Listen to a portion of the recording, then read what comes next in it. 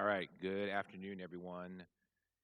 It's 3:30. Want to make sure we start on time. Let me start by, again, thanking all of our committee members for being here this afternoon, for your time, your commitment that each of you have brought to this process. I know that some of the conversations that we've had has not been easy, and so I know that touches deeply with our sense of community, belonging, our ownership of our district, as well as our city. But I just want to commend all of you because you've approached this work with a lot of heart and a lot of professionalism. Tonight, this is our last committee meeting. And so before we start that process, I want to make sure that we level set. So this is level setting, reminding ourselves why we began this journey. I think we began this journey in September and what we've accomplished together as a committee. Just a reminder, our goal has always been to ensure that every student in the district continues to learn in a safe, modern, and well-supported environment. And I want to remind this committee that this work isn't about closing schools, okay? It's about sustainability.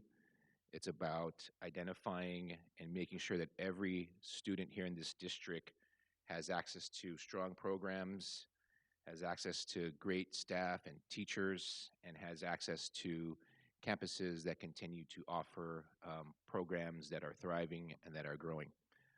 And so reminders about the reality that we have.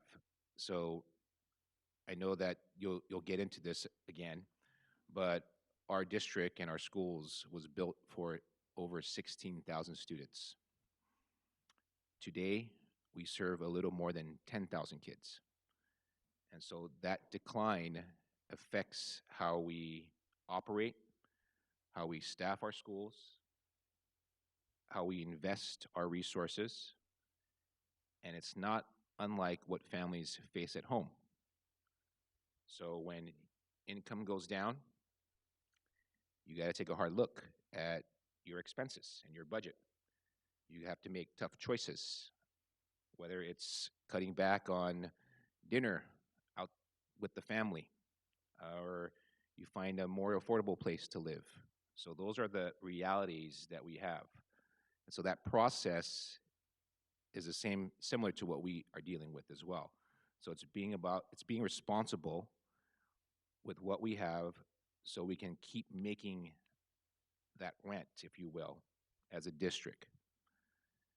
So this committee's role has been to review data, asking hard questions, and helping us understand the full picture.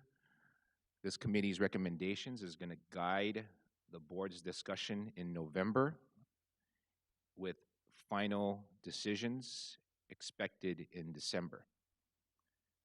And again, reminders that across LA County, across California, districts are facing the same conversation and they're facing the same challenges. And so what matters is how we face them as a school district, as a community, with transparency. That's why we're live streaming all of these meetings. That's why we've publicized every single slide deck, every presentation that we've had. And we want to make sure that we're compassionate and empathetic to our students and our families that are going to get impacted. So just know that every school, again, we continue to focus on building those programs as much as we can, and our commitment continues along that work, right? And so that every school and all of our students can flourish. So with that, I want to move into tonight's presentation. We're going to review the committee's findings. I think we're going to discuss, again, enrollment projections. We're going to review the scatter plot map, and then we're also going to review some of the schools again, and then the recommendations that will be presented at the next board meeting. So with that, I turn it over to Joe. Okay, thank you, Patrick. So today, like Patrick said, we're going to start with a brief review of the norms. So why don't we, and I think Patrick went through the agenda already, so why don't we go to the next slide? Okay, next one, please. So I think it's important as we have some, I'm going to to move this away a little bit so we get the ringing. Some, as we talk today, and we're going to have some intense conversations and discussion, I think it's good to take a step back to where we started about and talk about, our norms and, starting on, ending on time. I think the committee's done a great job with, active participation. We want to hear from everybody. Everyone has an opinion that's needs to be heard because of the perspective they have. We want to stay on topic, make sure we're talking about things that are pertinent to the whole optimization concept. I think it's important with the golden rule just to keep in mind that this is a diverse group of people on purpose. There's principals, there's parents, there's different employees, support employees, classified, certificated. I mean, every one of them has value, and no one has more value than the other. Everyone's opinion's important. And because everyone has an experience that other people don't have. So that's why the committee is formed like this. So just keep that in mind too, that we want to hear from everybody. Everybody's opinion is important, and they have a good perspective. If we disagree, we want to do it respectfully, and we may disagree. And those were basically the norms that we determined a few weeks ago when we started. So we'll go on the next slide, please. Okay, so we're going to move and again, this is just a review, because sometimes I think as you get deeper into the weeds, you kind of forget the bigger picture, and I think, Patrick went over a lot of it, but let's just take a look at some of the, some of the reasons that we're having this discussion in the first place. So let's go to the next slide, please. Okay, so this is just lately from 2020, projected 2028. And what the enrollment is projected to be. So you can see that there's basically, the district's lost thousands of students over the years.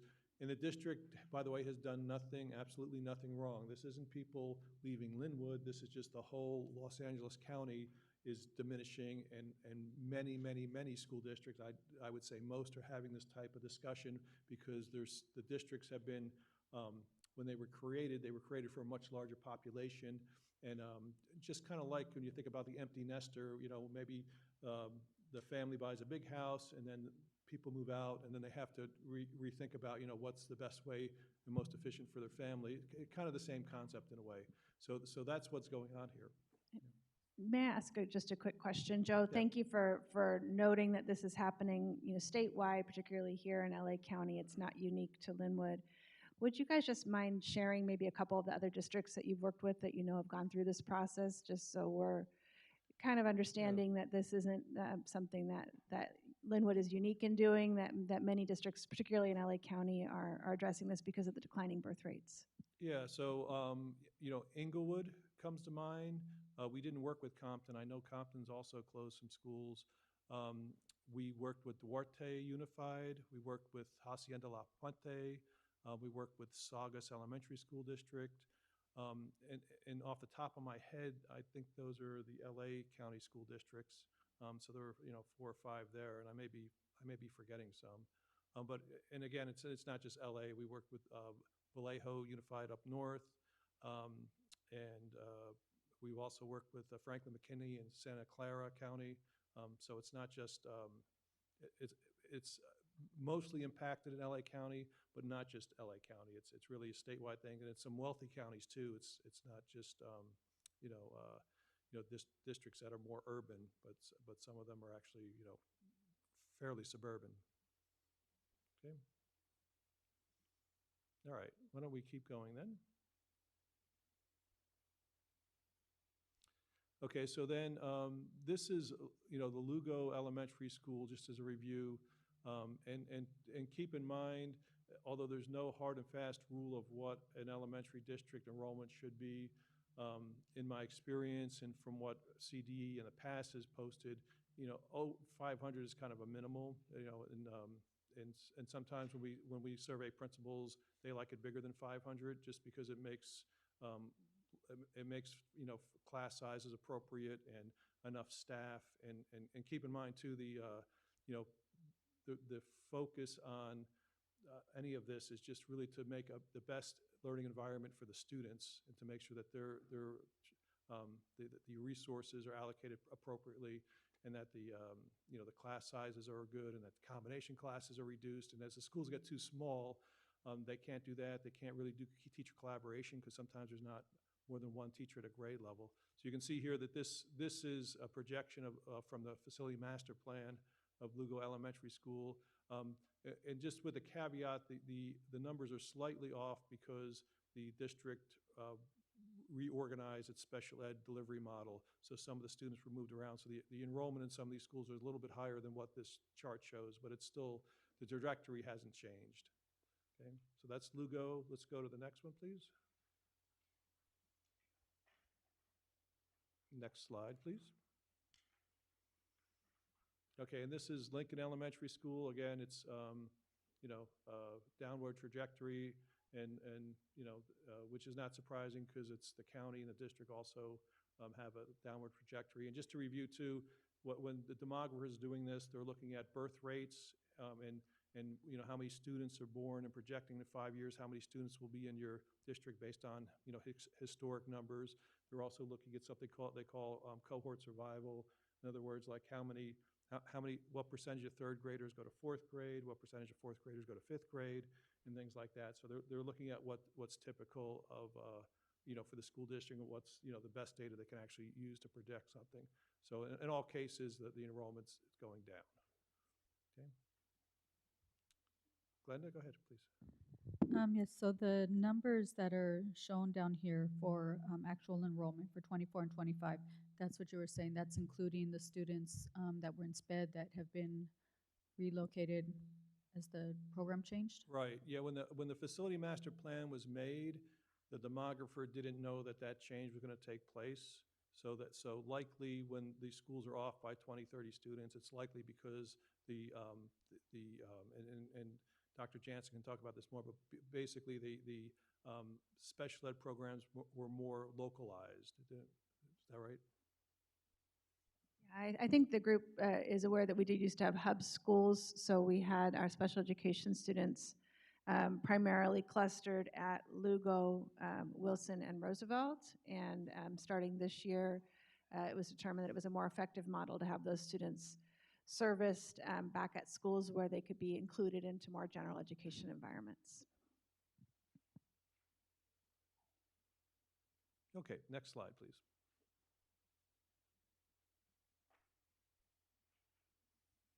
Okay, this is a Wilson, another school the committee's been discussing, and again, it's the projected enrollment is a downward trend.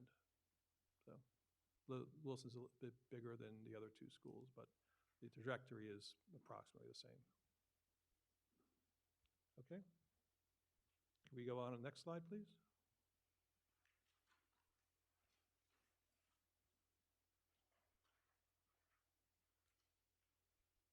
In Rosa Parks. Okay, really nothing more to add. Okay.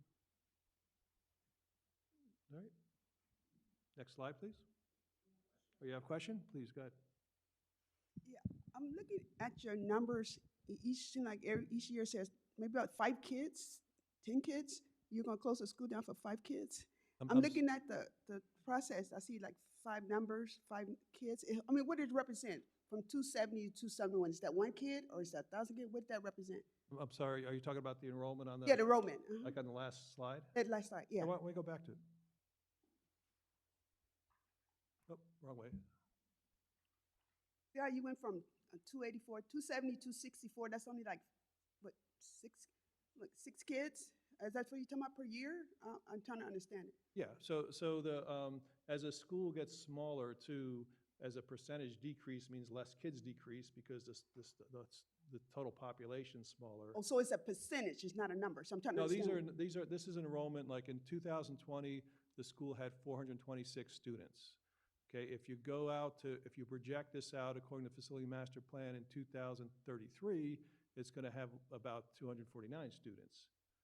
So those are students. So the school, if you start with the premise that an elementary school should be 500 or larger, that's kind of what I think most would say is a good size for a school in an urban and suburban environment. This one started out lower than that and is going to continue to go down to about half of that Yeah, but time. I'm saying, say how to say 264, 260, 255. Is that per year, what does that represent? From That's 264 to 260? Is that a whole year? Is that half a Yeah, year? there's in school districts, what we do is we have a benchmark for enrollment in October. And Okay. so every October, like in October 2020, Rosa Parks had 426 students in it. In October of 2021, it had 394. So those are students that are gradually, the enrollment is gradually getting down. That was the enrollment at that point in time. Now, enrollment is very fluid, so, you have to pick a point in time. Yeah, I'm not talking about those numbers. I'm talking about from 270, 264, and 260. Can you explain that one from 264 to Yeah, 260? it's enrollment numbers. So October? what is your question? Because I see only 4 kids. That's what I'm saying. Give me some. These are projections, right? Four. So if you actually look at the trend, so Mhm. yeah, you're right. It's 264 down to 260. So What's that from what to what to those two? that's a whole year. Oh, for At 4 kids? this I particular do 12. school, yeah. So that's what was projected for this particular school, and you can see that enrollment is going to stay stable in the year of 2020, 2030-ish, where you're losing a kid, maybe one kid per se. Okay. So like if you think about, how when our enrollment remains stable, Mm-hmm. we get the same number of kids that come Okay. in year after year, Okay. right? That's how this chart is generated. So then you're looking at year on year. So 2026 is 270 students projected enrollment in 2026. Okay. And then the following year, you're looking at 264 kids. And then the following year, you're looking at 260 kids. Okay, from So year to it's year. a steady decline, right? That then it goes into this flat enrollment period where, again, this is a projection. So it's based on birth rates, it's based on estimates. It's not accurate, actual numbers Okay. because we can't predict the future, right? So as much as we can. Yes, you are. You protect me. Yeah. We losing all these kids. You are trying to protect. You said we Well, losing the kids. you can't predict you can't predict the future, but you can project. Okay. You know what I'm saying? You can Okay. project based on what you have available data. Like that's what you got to do. Okay. But you do realize that with the numbers like this, the residents, the parents, if we're saying we want to close Lugo, for example, they're saying, so for 4 kids per year, you're going to close down a whole school. That's how it's looked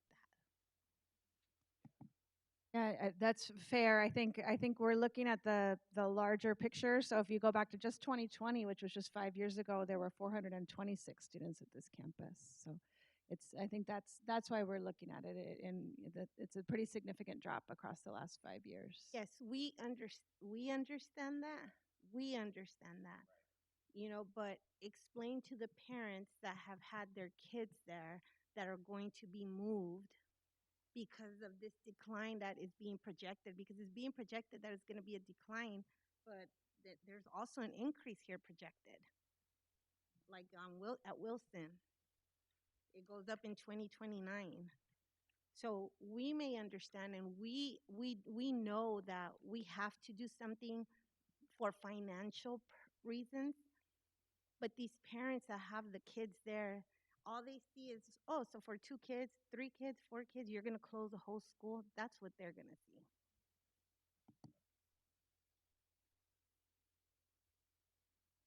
Okay, thank you. And why don't we continue? The next thing we're going to look at is a scatter plot map, which is, keep in mind that the dot on the map is approximately where every family lives. And we're going to look at the excess capacity and enrollment. So let's go to the next slide and take a look at that scatter plot map. So this is the entire district for the elementary students. And so you can see, approximately where the families live, in proximity to the schools. So it's a good visual representation. It's nice to see too, the dots that are outside the borders are students who are transferring in because they like the school district. So that's always nice to see, because not all districts have that. But people actually coming to Linwood because they like it, and that helps the enrollment at these schools as well.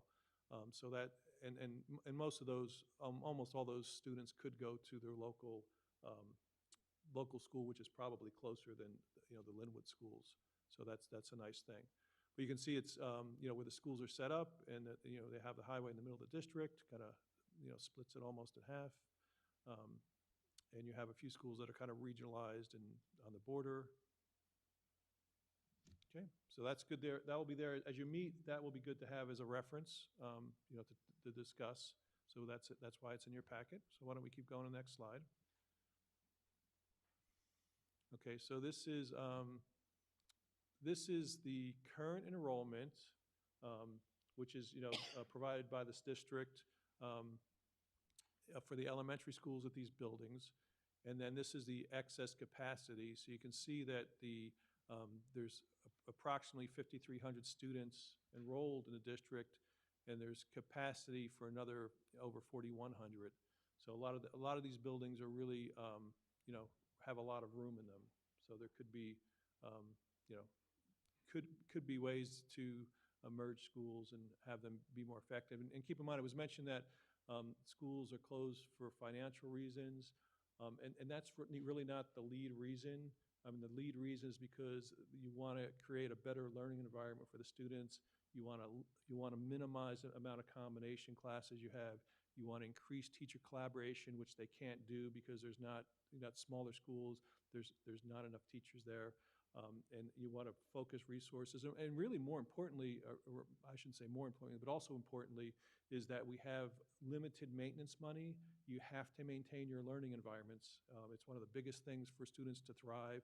And plus you have limited bond dollars. So if you're spreading those bond dollars out around too many campuses, the students won't benefit as well for that. So it's not, finances plays a part of it as it does in everything, but it's really not the core of what the discussion's about. It's about providing the best possible education for all the students in this entire district.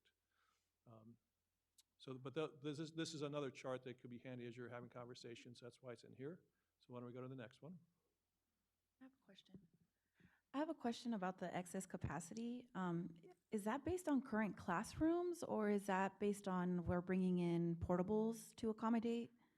Current classrooms. Because Lindbergh says 624, and there are not 20 available classrooms there. So it's current classrooms based on our facilities master plan study. There are a lot of rooms at Lindbergh that need some improvement that aren't currently used that we would be able to invest some money in to make some improvements in. And I think a number of the portables along the back don't have classrooms.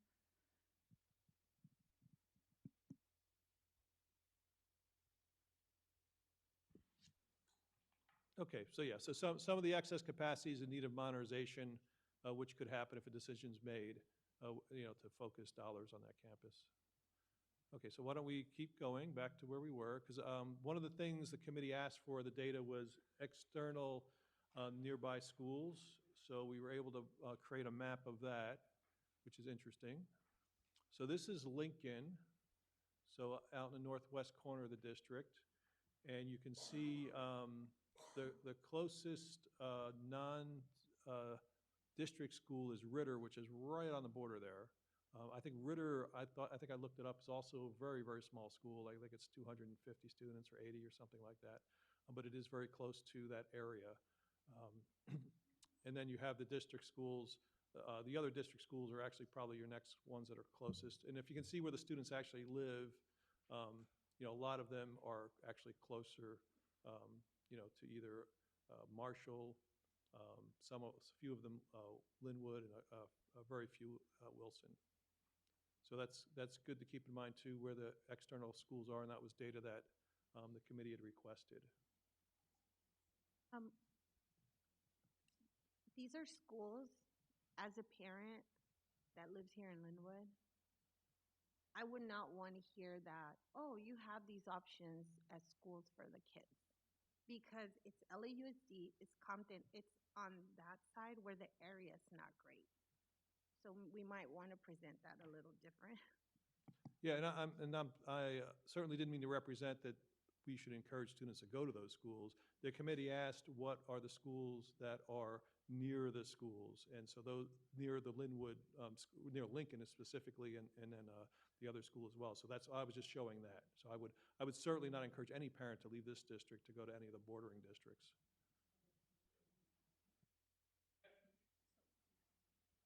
the long blue line, which street is that? The near Thurgood Marshall. Which street is that? Yeah, Did she hear that long blue line all the way out by Thurgood Marshall? That's Long Beach? Yeah. So just Long Beach, the kids that live on Long Beach come to here? I'm trying. No, this one.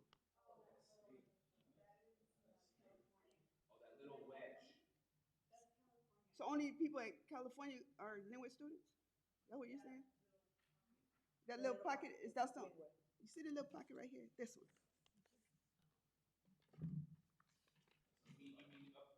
Yeah, up there. That, looks like a poop. Yeah, look like a, yeah. Like a what, poop, yeah, right? What street is that? So all the only people in California is Linwood students? Those other ones not? Mm-mm. It look like just. Oh, cause it. It's just saying that those green dots are students that live in that area that belong or that come to these schools. Is that considered Yes. just that little stretch considered Linwood? That's what I'm Yes. talking about. Is that little? Yes. yeah, the light blue area is Linwood Unified School District. The darker purple area, purplish area to the left and north, that's Los Angeles Unified. You can see it up in red on the corner of this map.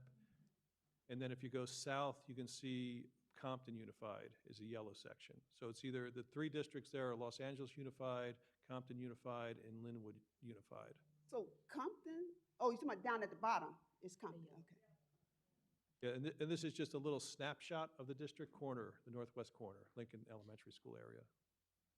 And just to clarify or to refresh our memory, we had asked for the neighboring schools just to see if it was when Lincoln was under consideration, if Lincoln was closed, if any of those students would be leaving to those schools. So we wanted to see what schools are around and just to make sure that they weren't going to be leaving to those schools.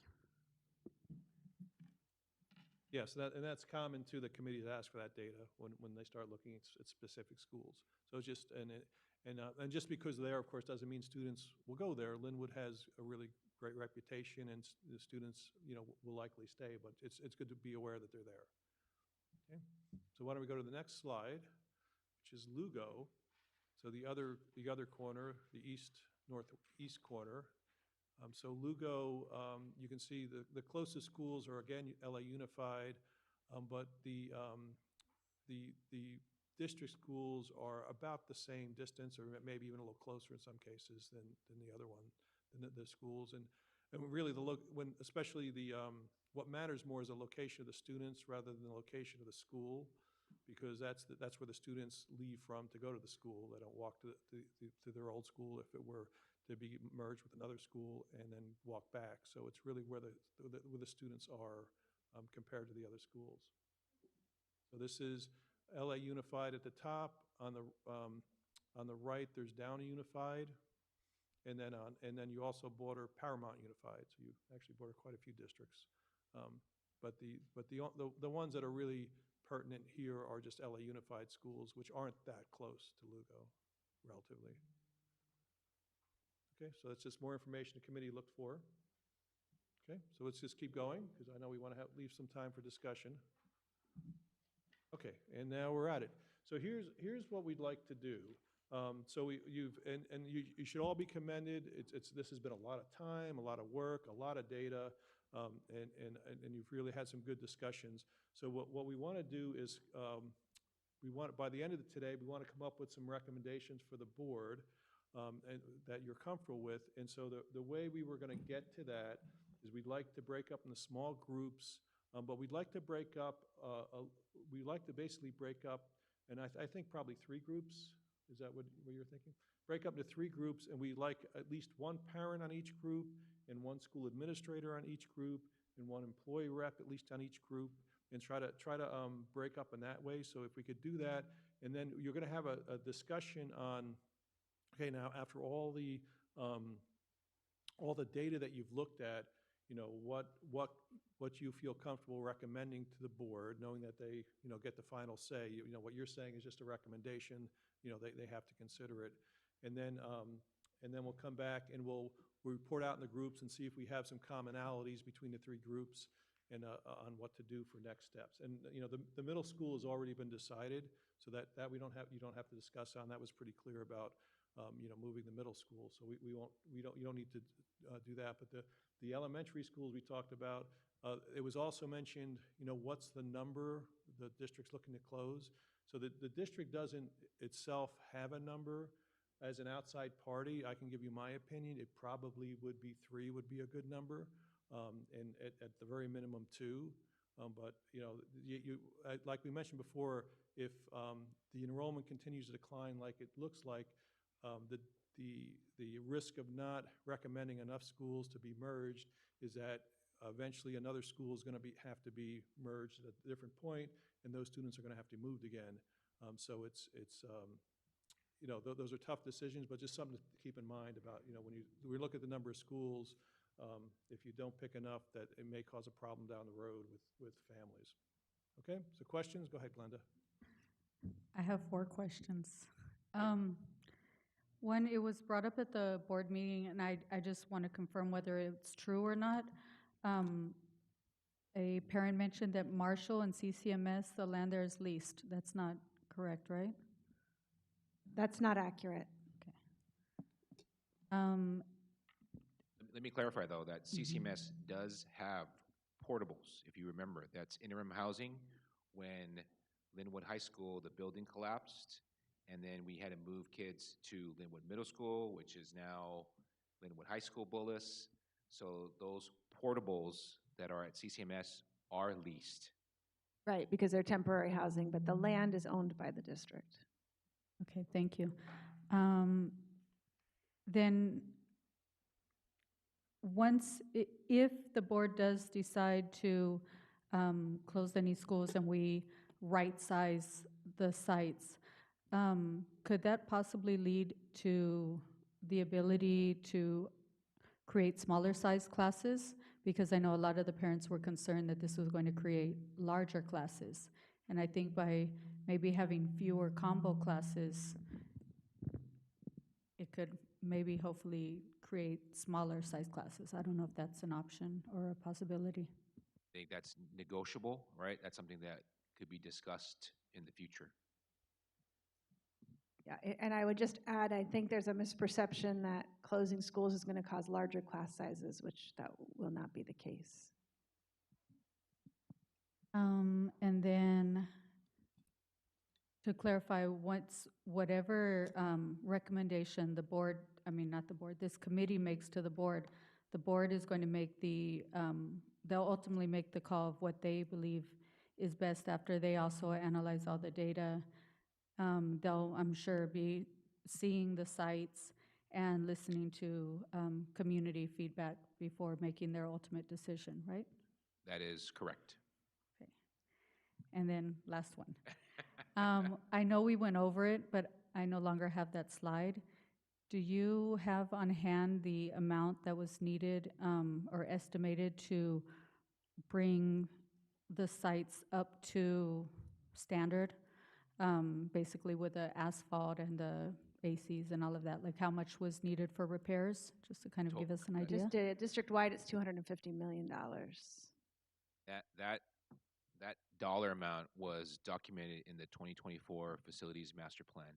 So in that document, it actually identified each site's individual needs. So if you were to take $250 million and divide it by the number of schools that we have, that's essentially that's rough math, back of the napkin math. So you're looking at maybe $15 million per campus on average. Maybe a little bit more. Okay, because my back of the paper napkin worked. Yeah. I feel like whatever 250 divided by 18 is, or 17. Yep. Okay, because I feel like we had at one of the meetings there was a slide that said broken down by the sites, Rosa Parks would need this much. I thought I saw something like that, but maybe I'm misremembering. it is available, and anyone from the community can go and look at it on our facilities master plan webpage. And I could pull it up quickly, but I could scroll down and find it. But Dr. Gittes is correct. It's roughly around 10 to 12 million per school site. Okay, thank you. Where it just had, where it said what each school actually needed, but there was no dollar amount in any of the slides because that was from September 16 meeting. Thank you. That was the one I wasn't at, so that's why. I remembered looking at the slide, but I couldn't Yeah. tell what it But was. it doesn't have, it has the details of what each school needs or was known to be needed, but there wasn't a dollar amount. Okay, thank you. Okay, so, and just also keep in mind too, it was mentioned the board gets the final decision. In most districts, the committee recommendations carry a lot of weight with the board.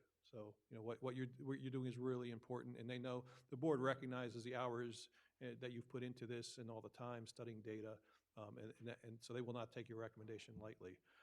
So that being said, maybe we could break up into a group on my right here, and maybe one by Gretchen and one over here, and if we could divide by, like I mentioned, if there's a school administrator who could be on every group, an association representative in every group, and a parent in every group, at least one, and I think that covers the 3 groups. I think that would be fantastic. So could we just kind of self-regulate that right now?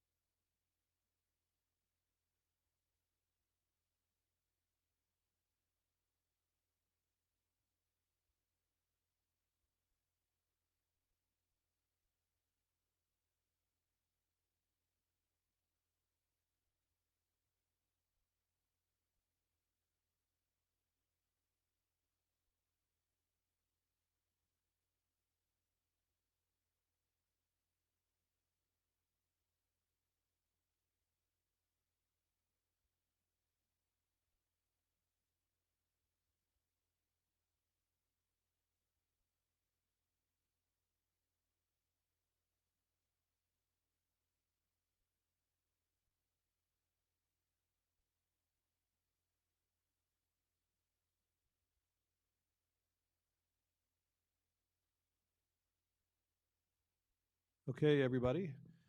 Thanks for taking the time and having some thoughtful conversations. I walked around and heard some really good conversations going on some really difficult topics. So what we'd like to do is we're just going to go around and see what the group outcome was, and we're going to write it on the chart behind me over here just to keep track of it and just see if there's commonality between the groups as we go forward. So let's start with this group on the right, on my right, and if we could report out on what you discussed and what you decided. So our group discussed, there was a lot of back and forth, and we took a lot of things into account: distance, location, nearby schools in and out of the district. And we discussed the three schools: Lugo, Lincoln, and Rosa Parks.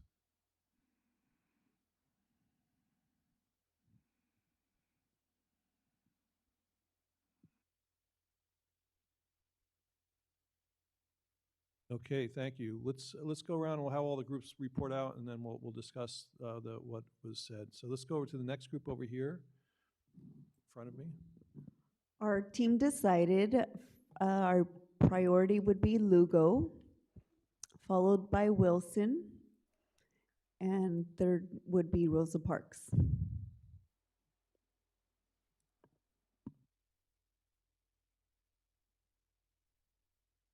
Okay, and let's go to our last group over here. Can you report out on what you decided?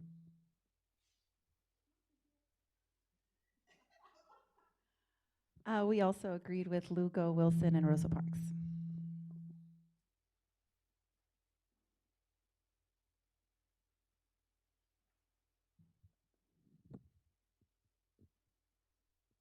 Okay, so the commonality is everybody came up with three schools, and two of the groups are identical, and the one school, instead of having Wilson, has Lincoln. So why don't we see if we can talk through that, Wilson and Lincoln. So the group, which group had Lincoln?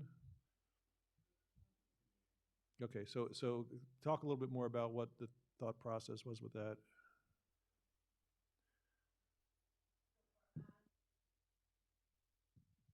This last map that you showed us with indicating that the school was the school surrounding. I don't believe me as a parent would take my kids to the schools to the side or even above Lincoln. So with that said, I would think they would stay in the district and just find whatever school would be closer to them. Okay, so it sounds like that there's good choices in Linwood that are reasonable distances, that if Lincoln did close, that likely would be the parents' choice because they're good schools. That's what I'm hearing, okay. So how about, let's go to the other groups that maybe didn't decide, chose Wilson instead. Maybe can you speak to that? We decided on Wilson just because of the location. It's surrounded by 3 or 4 schools, which would mean that not just one school would be overwhelmed with taking in new students, and also because of the cost of repairs that it would take to update Wilson. Okay, and let's just hear a little bit more detail from the last group. I think it's this group here about your thought process with Wilson instead of Lincoln. I worked at Wilson for 2 summers, and I got to see the students, how they get their lunch and have to sit in the auditorium. So they really do need a kitchen, cafeteria, and the needs of the facilities is bigger than, it would be very expensive to update. I guess that's the main reason. Anything you want to add? Nope. Okay. Okay, well, those are all rational reasons, and these are really, really hard decisions, and tough discussions to have. So I'm wondering with the group that had Lincoln instead of Wilson, remember, to reach consensus is not like, hey, this is my favorite idea. The consensus bar is, can you live with it? Are you okay with it, or can you not be okay with it? That's okay too. So since two-thirds of the group has Wilson instead of Lincoln. Is that something your group can live with, or is that something that's, you're not really, can't really be with because you feel very strongly about it? I just think we felt that closing Wilson and Rosa Parks with their close proximity, that would be too much for that one area. So we were thinking only one of those two. We didn't think that both should. So we were really debating between Rosa Parks or Wilson. We ultimately had decided on Rosa Parks because it was closer and there was other schools closer to it. But we could see Wilson as well because it does need a lot more work. But we wouldn't, I don't think, at least we all didn't think that it would be feasible to close both since they're both so close to each other.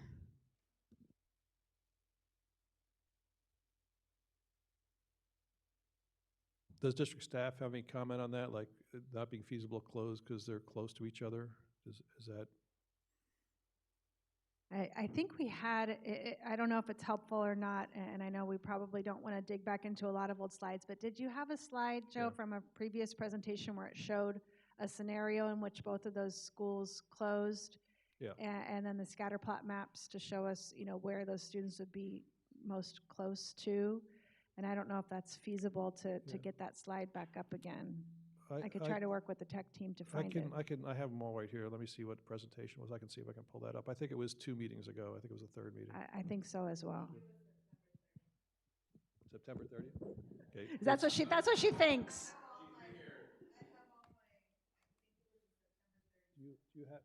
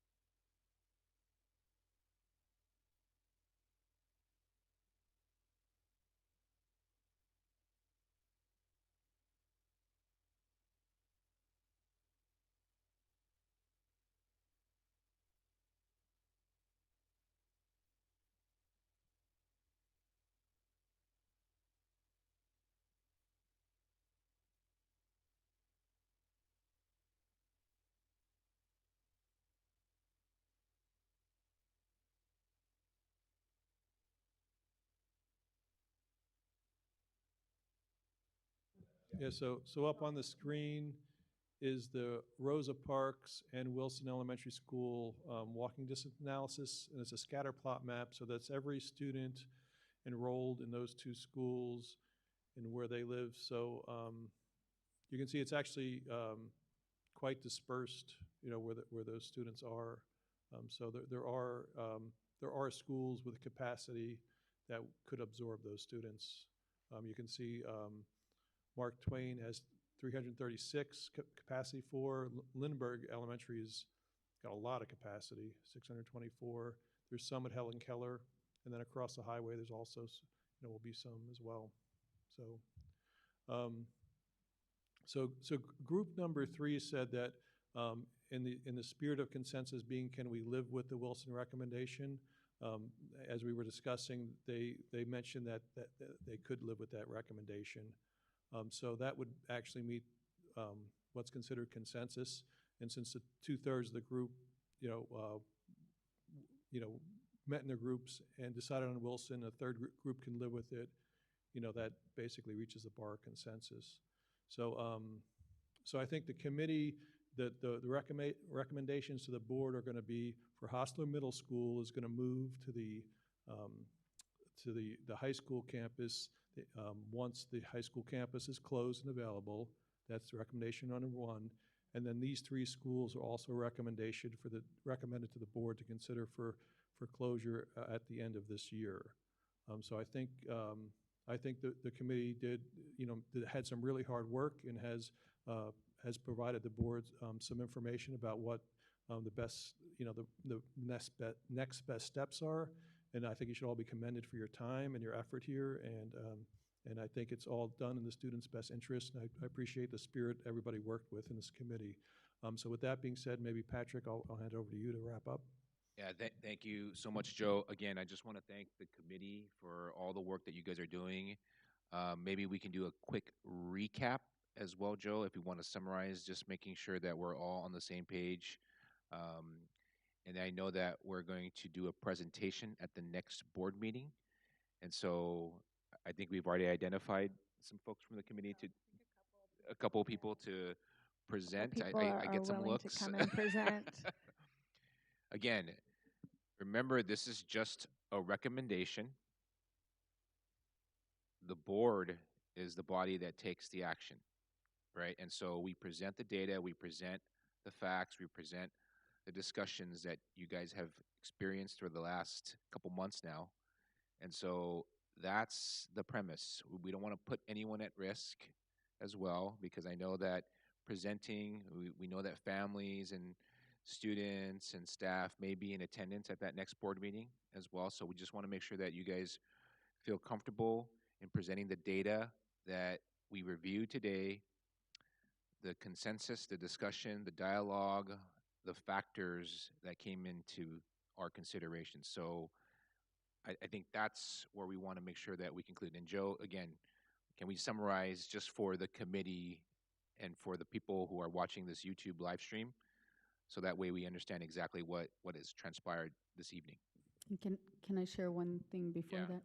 So being a teacher that had basically lost our site, right, lost our campus, it's going to be very emotional for the students, the staff, and the parents. And I just need to stress again that we have to reach out and explain that this is not to save money, it's to reinvest the money to improve the sites that are remaining so that we can offer the better programs, get rid of the combo classes and all of those changes. So we really have to be mindful in emphasizing that and in educating the community about that, because I mean, we were in tears daily when we found out that we were going to lose our site. It's your second home. You're there more than you're at your own home usually. So it's going to be emotional if the board does decide to go through with a recommendation. Yeah, very, very well said. I won't add to that because it was said perfectly. The four, essentially 4 recommendations that will be going to the board are, and that the group has reached consensus on, as far as, and again, if someone disagrees, please, you can speak, of course, please do. But Hostler Middle School is to be moved to the new, to the old high school campus, Linwood High School campus, once the new Linwood High School campus opens. And then we have the 3 schools that we would recommend that the district close, and that would be Lugo, Wilson, and Rosa Parks. And that would be the recommendation for the board to discuss and consider, and based on all the data and all the time and all the effort that you all put in. Okay, so before we conclude this meeting, so again, I want to say regardless of what the board decides, I think the work that you guys are doing this for the last couple months continues to make a real impact, because again, we're looking at facts, we're looking at figures, we're looking at scatter plots, we're looking at enrollment data. I think the more we can clarify that purpose that you mentioned earlier, Glenda, I think that's going to be critical as well. Again, we want to ground that process in the data, not rumors, right? We're looking at data. And then, again, keeping the focus where it belongs, making sure that every student has access to safe, secure, modern campuses across our school district. I want to make sure that message continues to get emphasized wherever we go, whoever we interact with, like parents, students, families, because again, to Glenda's point, this can be very emotional. And so let's try to continue to emphasize that point and emphasize the care that we have with our families, with our students, with everyone. And so with that, I just want to thank you guys again for being a part of this committee and being, open and honest with your remarks, with your discussion, with the conversations you've had. So thank you very much for being a part of this. Okay, so our meeting is complete, so thank you, and go Dodgers.